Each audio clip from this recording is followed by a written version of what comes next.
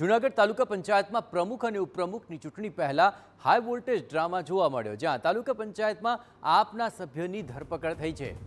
બગડુ બેઠક પરથી ચૂંટાયેલા સંજય પાગડારની ધરપકડ કરી લેવામાં આવી। 7 લાખ રૂપિયાની છેતરપિંડીના કેસમાં તેની ધરપકડ કરવામાં આવી છે। ફરિયાદીને ધાક ધમકી આપ્યાનો પણ તેની પર આરોપ લાગ્યો છે। આવતીકાલે જૂનાગઢ તાલુકા પંચાયતમાં પ્રમુખ અને ઉપપ્રમુખની ચૂંટણી છે અને તાલુકા પંચાયતમાં ભાજપ અને આપ પાસે 9 બેઠક છે। ધરપકડ બાદ આપના સભ્ય મતદાન કરી શકશે કે નહીં તે સવાલ ઉઠ્યો છે।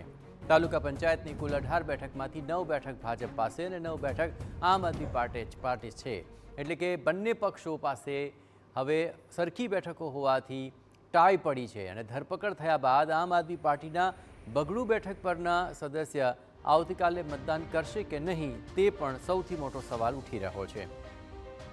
જૂનાગઢ તાલુકા પંચાયતમાં હવે કોની સત્તા આવશે તેના પર સૌની મીટ મંડાઈ છે।